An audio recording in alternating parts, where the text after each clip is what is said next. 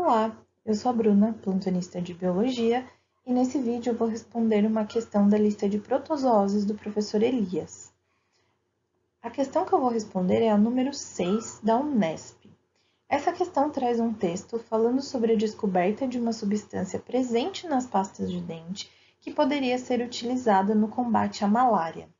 A substância, chamada de triclosan, tem potencial para interromper essas infecções da malária porque ela consegue inibir uma enzima que está envolvida na síntese dos ácidos nucleicos, no caso, o DNA e o RNA. A pergunta que ele faz na questão é a seguinte: como medicamento, o triclosan teria o potencial de interromper qual processo? Para a gente conseguir responder essa pergunta, a gente tem que pensar, dentre as alternativas que ele deu, qual processo depende da síntese de DNA ou da síntese de RNA.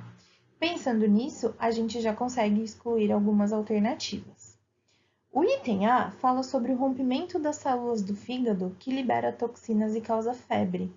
Nesse processo, você não precisa sintetizar nem DNA nem RNA, então não é esse item. Na letra B, ele fala sobre a reprodução assexuada do parasita no interior das hemácias. De fato, o protozoário, quando ele chega dentro da hemácia, ele se reproduz assexuadamente por esquizogonia, que é a divisão mitótica do núcleo que tem ali.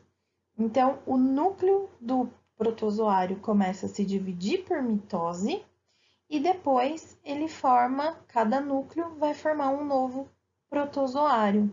Como trata-se de uma divisão mitótica, nesse processo ele precisa duplicar o material genético, ou seja, ele precisa sintetizar DNA, e ele também precisa fazer a síntese de algumas proteínas para que ocorra essa divisão celular, ou seja, ele vai precisar sintetizar RNA mensageiro. Então, o medicamento ele pode atuar interrompendo essa reprodução assexuada, porque é aqui que você tem síntese de ácidos nucleicos.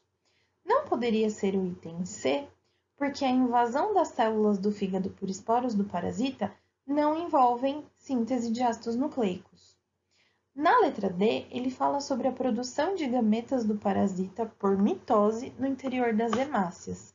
Nas hemácias ocorre a reprodução assexuada, então você não tem formação de gametas. E se tivesse a produção de gametas, ela não aconteceria por mitose. E por fim, o item E fala sobre a reprodução sexuada do parasita no interior dos leucócitos. Ela está errada porque o parasita não se reproduz e ele também não entra dentro dos nossos leucócitos. Então, o item correto dessa questão é o B. Espero que eu tenha ajudado vocês e até uma próxima.